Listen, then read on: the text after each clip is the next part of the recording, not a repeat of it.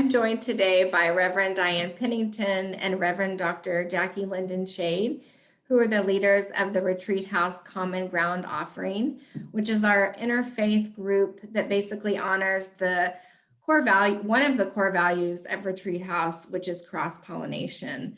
The idea of looking at others' faith traditions with the hope and intention that it would deepen one's own faith tradition and ultimately one's relationship with themselves, the world, and God, and their communities, so that we can love one another and ourselves and be a light to those that we encounter. So with that, I have a few questions for Diane and Jackquie to learn about the regular interfaith prayer and really their journey to this interfaith space and what they hope to bring as they continue this ministry through Retreat House. So thank you both for being here today. And I'd love to start off by understanding how you became connected to Retreat House in the context of the interfaith prayer group and Common Ground, the history of that, and how you chose Common Ground as the name. Well, Jackquie, I'll lead out. I was connected with Jackquie through Dr. Lil Smith and at Retreat House, because she was well aware that both of us were both very deeply interested in interfaith, interspiritual learning. And so she connected the two of us, and Jackquie and I found that we had very, very similar desires and curiosity and passion about this space for multiple reasons. And so we met and we started talking about what is it that we want to do connected with Retreat House in particular, which is to have an offering and a gathering that invites anyone who visits Retreat House or is a covenant partner from any faith tradition, but to expand the cross-pollination and the hospitality and the welcoming of Retreat House to anyone who is seeking any kind of spiritual growth. And so as a result, in our conversations, the term common ground kept coming up over and over again. Where do we intersect in our desires, in our beliefs, even if we come from different faith traditions? What is our desire to understand one another and to gather? There are so many community organizations that meet on an interfaith space for particular goals and projects in communities and for specific social justice issues, etc. That we initially started about, yes, we want to understand and educate one another, but we also want to experience other faith traditions as well and focus more on the spiritual formation and seeking. So our common ground is to share and to understand. That was a really long way of explaining that. Yeah, and I can add just a little bit. When the name Common Ground came up, I didn't think too much about it at the time. Just yeah, sure, you betcha. But what I have discovered through my training at Heart Paths DFW, our first year was contemplative prayer, and we prayed silently together, and a community was formed underneath that. Even without us having dialogue, we simply witnessed to what we experienced. And I think that is a principle that can extend beyond Heart Paths. Because the more that I get to know folks and the more I get to explore different faith traditions, I'm discovering that we have very similar prayer practices. And I think that is the thing that thrills me the most, because that tells me that underneath it all, underneath our attitudes about different faith traditions, that God is at work uniting us. And for me, it makes me a stronger Christian, because now when I read my Bible, I notice all the places that Jesus welcomed people who weren't of his own faith tradition. And it helps me to look deeper and gives me permission to love everybody, because I just about had it with the judging of other people. I don't think that that's what God wants for us. So I'm thrilled now that we chose the name. There's a whole lot more to it than I thought there was at the time. That's kind I of how hear the you. holy works, right? I hear both of you all mentioning desire. Diane, you used that word, and it sounds like both of you have a desire for unity and finding common ground. And I forgot to mention when I introduced both of you, but you both are trained spiritual directors, which is one of the core values, to use that phrase again, of spiritual direction, is to look at our desires and God's desires and ultimately the path forward. So with that, I'm wondering, why is cross-pollination important to you? Why do you desire to bring about a spirit of cross-pollination to your communities? Yeah, I took a course through Spiritual Directors International last year, and Reverend Singh, who heads up Spiritual Directors International, I think they now call it Spiritual Companions, but he talked about being better spiritual directors because we expand our faith vocabulary when we visit with folks who are of traditions other than the one that we come from. So for me, that is extremely helpful. And it also reminds me that even when I sit with another Christian, we Christians have different faith vocabularies, and reminds me not to jump ahead and assume that I know what someone is speaking about unless I stop and ask the questions and go deeper. So for me, that cross-pollination brings gifts to us. It helps me in my service, and it wakes up my faith in a new way. Wow. Well, and for me, the cross-pollination is important because the longer I have worked as a spiritual director, companioning others, I recognize that we are individually so complicated. We all come from multiple experiences and how we have sought out the divine. And we carry with that lots of complications and obstacles and yearnings and joys and wounding and all of the above. And so if I have a context to understand somebody else's experience in their faith tradition, how that impacts what they, not only what they believe about the now and the future and the past, but how does that shape their view of who God is, who the holy is in the now? How do they expand? What is their questioning? And that can be wildly different based on different impacts of different faith traditions, both in the positive and the negative. So again, cross-pollination is really central to the companioning work for me. And frankly, to everything that we do in our ministry.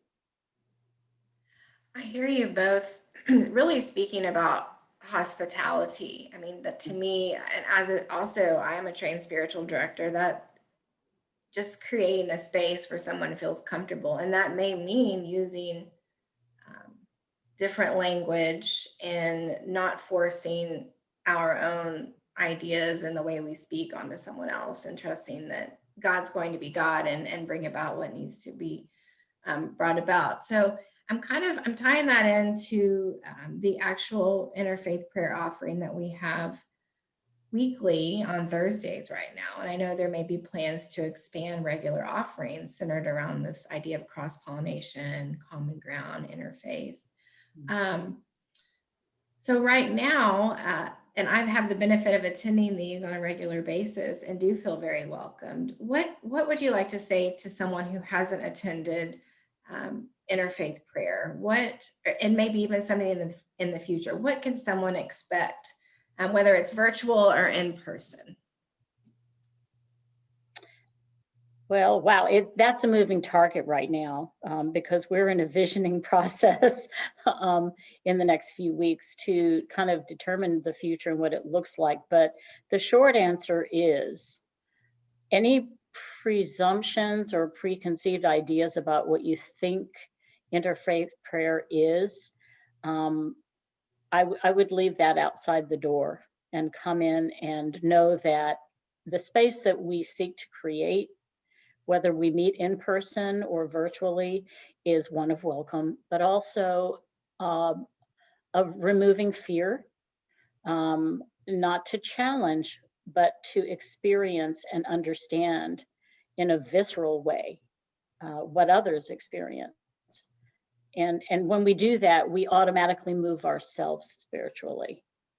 So that's a short version of that. Jackie, I'm sure you have much more. Yes. I think what I hope that people would experience, and I want to piggyback a little on what Diane said, that it's very important to not think we already know about what people believe, but to enter into that sacred space fully in whatever your faith tradition is, owning that, embracing that, and loving that, and then maybe opening your heart to listen to a different faith tradition.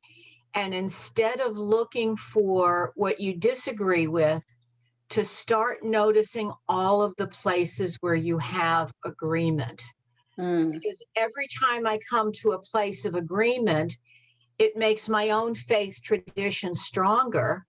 And it's not because I've decided somebody else is wrong, but that I'm seeing a fundamental rightness in what we have in common.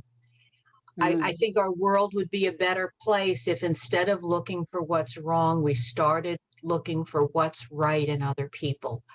We might be surprised the places where God shows up. Very beautifully said. Thank you, Jackie. Yeah, I appreciate both of your articulation. And knowing your story as we've gotten to spend more time together this year, both of your stories, I know that you haven't, as you have entered into these interfaith spaces, you have not changed your faith tradition. And I've learned so much about the deepening that you've both experienced. And I think that is helpful for someone who might have a little apprehension or fear that talking about or looking at or even praying with someone of another tradition or religion would take them away from their own, and it can feel scary. So I think it's great. That's what I have gained from this. And it truly has made me read my scriptures from the Bible in a deeper way and understand myself and why I actually do relate to my Christianity and do want to continue to claim that. So we kind of, the last question might have been answered a little bit in what folks can expect in this offering, but I do want to give you all one more chance, or for the last question. Basically, is there a hope or prayer that you have as Retreat House continues to embrace common ground and the idea of cross-pollination? I can say very clearly that while I see in our world, in our communities, in the world, in the division, and all of the political aspects that get overlaid with faith, my greatest desire and hope and prayer is that through nurturing ourselves and our spiritual formation, we let go of fear of difference, as you said, Jackie, and that we move into the place of unity with respect, and that fear ceases to hold its power that causes division. And that will then trickle out into every aspect of our lives, in the work that we do, in our political affiliations, in our community service, all of that. But that I do believe that this is a big part of the approach that God is working to work against division towards unity and cooperation and respect. Yes, and thanks, Diane, for saying that. I couldn't agree more. I think that the image in my head, which might not be a realistic thing that we would get to, and it would certainly take a lot of time, but I would love to see us live together in such a way that we understand our investment in each other as God continues to form us and shape us, and that we develop a sense of community that says, I refuse to hate in the name of, and it can be whatever faith tradition you want to put. When I started, my interfaith interest started the day I said there were a lot of bombings around the world, and I just literally said, I said it out loud by myself, I refuse to hate in the name of Jesus Christ. And as I chose to embrace my brothers and sisters of other faith traditions and continue to get to know them, I would like to see us witness with having a community that embodies, lives, embraces this kind of a value as being maybe just one small light in the world. But, you know, God has a way of multiplying small things into big things. But that's what I would love to see happen at Retreat House, that would blossom and grow and flourish. Beautifully said. I want to thank both of you for your faithfulness and your dedication to this work. And when you're talking about your hope and prayer and desire around this for division to be diminished, I'm realizing how much of a dark night our society has been in. And I share the desire with you for what you're talking about. And again, just thank you for your dedication to this. So for those who are watching, if you're interested in learning more about Jackquie and Diane, we will include a link to an article that was written on them and their work for Retreat House and their work outside of Retreat House, titled Freedom to Explore, Finding Common Ground. You can also find out about our Common Ground offerings by going to our website and clicking on the calendar and events section. So until next time, be well and blessings to both of you. And thank you again. Thank you. Thanks for